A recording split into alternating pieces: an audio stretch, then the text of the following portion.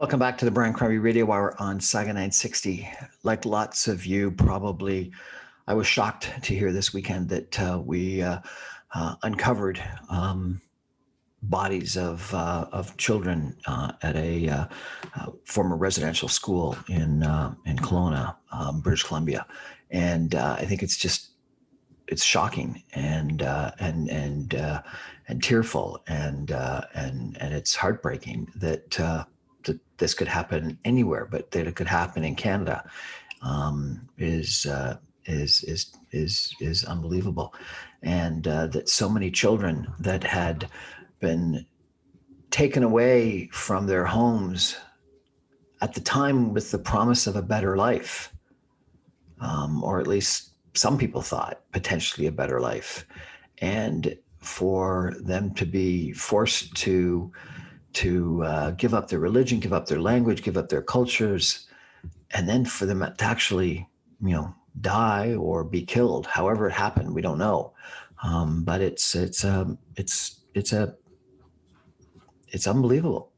And I don't know how to mark it. I've tried to reach out to a few people that I know from the relevant communities to see if I can interview some to find out more about it. And I hope to do that in the upcoming week.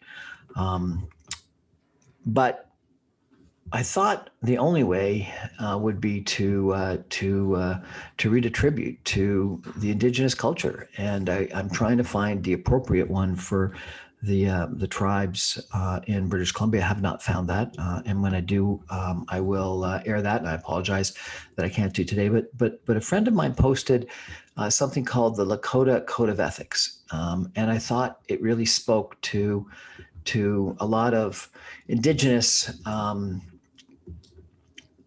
spiritual beliefs, and hopefully beliefs that a lot of us also hold, and gives us a sense of the wonder of their culture, which is, sort of our culture, because it's part of what Canada is all about, and it's something that we've forgotten. And I think that I don't remember who exactly it was, but maybe it was Lincoln, former President Lincoln in the United States, that said that slavery was the original sin of the United States. I think, and numerous people have said this, but I think that the way that we Canadians have treated our Aboriginal and Indigenous brothers is potentially the original sin of Canada, and it's something that we've really got to reconcile with and make up for. I've had people on my show talk about during the Black Lives Matter movement, the percentage of people in penal institutions, in the legal system, et cetera, that are Black, and it's terrible, versus the proportion that are white. What's even worse is the percentage that are Aboriginal or Indigenous. We do a shockingly terrible job in dealing with the challenges that our Indigenous communities are faced with, whether they be healthcare or alcoholism or mental health, economic opportunities, employment, education. You go through the gamut. Anyway, I don't know what to say, and I'd like to know more about what happened in British Columbia, what happened in these residential schools. I fear, based on lots of the reports that you and I have been listening to and reading, that this may not be an isolated incident, and that there may have been knowledge or at least beliefs that this happened, and we may not have done the appropriate research and investigations previously to find mass graves, and that maybe we're actually doing that today. And that's good, because we need to uncover this history, this negative, this black mark, this stain, this blood stain on Canada. Anyway, let me, if I could, just read for you this Lakota Code of Ethics, because I really think, as I said, it speaks to Indigenous spiritual beliefs, Indigenous beliefs. And frankly, we should listen to some of our brothers, our Indigenous brothers' beliefs, and understand them, accept them, celebrate them, and sometimes emulate them. Number one, rise with the sun to pray. Pray alone. Pray often. The Great Spirit will listen if you only speak. Number two, be tolerant of those who are lost on their path. Ignorance, conceit, anger, jealousy, and greed stem from a lost soul. Pray that they will find guidance. 3. Search for yourself, by yourself. Do not allow others to make your path for you. It's your road and yours alone. Others may walk it with you, but no one can walk it for you. 5. Treat the guests in your home with much consideration. Serve them the best food, give them the best bed, and treat them with respect and honor. 6. Do not take what is not yours, whether from a person, a community, the wilderness, or from a culture. It was not earned nor given. It is not yours. 6. Respect all things that are placed upon this earth, whether it be people or plant. 7. Honor other people's thoughts, wishes, and words. Never interrupt another or mock or rudely mimic them. Allow each person the right to personal expression. 8. Never speak of others in a bad way. The negative energy that you put out into the universe will multiply when it returns to you. 9. All persons make mistakes, and all mistakes can be forgiven. 10. Bad thoughts cause illness of the mind, body, and spirit. Practice optimism. 11. Nature is not for you, it is part of us. They are part of your worldly family. 12. Children are the seeds of our future. Plant love in their hearts and water them with wisdom and life lessons. When they are grown, give them space to grow. 13. Avoid hurting the hearts of others. The poison of your pain will return to you. 14. Be truthful at all times. Honesty is the test of one's will within this universe. 15. Keep yourself balanced, your mental self, spiritual self, emotional self, and physical self. All need to be strong, pure, and healthy. Work out the body to strengthen the mind. Grow rich in spirit to cure emotional ails. 16. Make conscious decisions as to who you will be and how you will react. Be responsible for your own actions. 17. Respect the privacy and personal space of others. Do not touch the personal property of others, especially sacred and religious objects. This is forbidden. 18. Be true to yourself first. You cannot nurture and help others if you cannot nurture and help yourself first. 19. Respect others' religious beliefs. Do not force your belief on others. 20. Share your good fortune with others. Now, I just love that saying, and I'm not positive that it's completely accurate. I've done a little bit of research to try to find out the source of these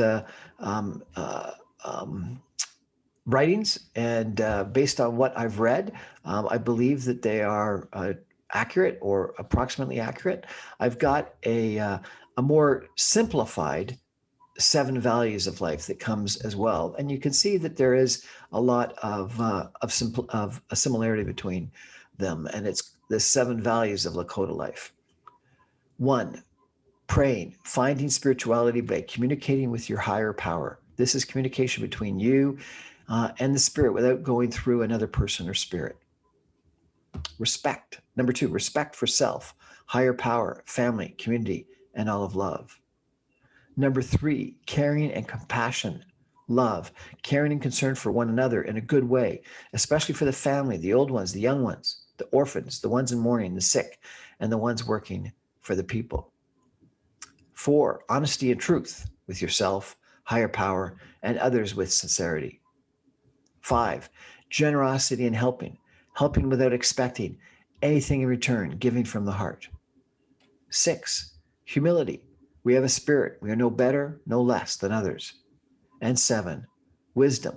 Practice with knowledge comes wisdom. There's a couple of different interpretations of this Lakota value of Lakota life and this code of ethics. Maybe they're not completely accurate, but they sure sound spectacular.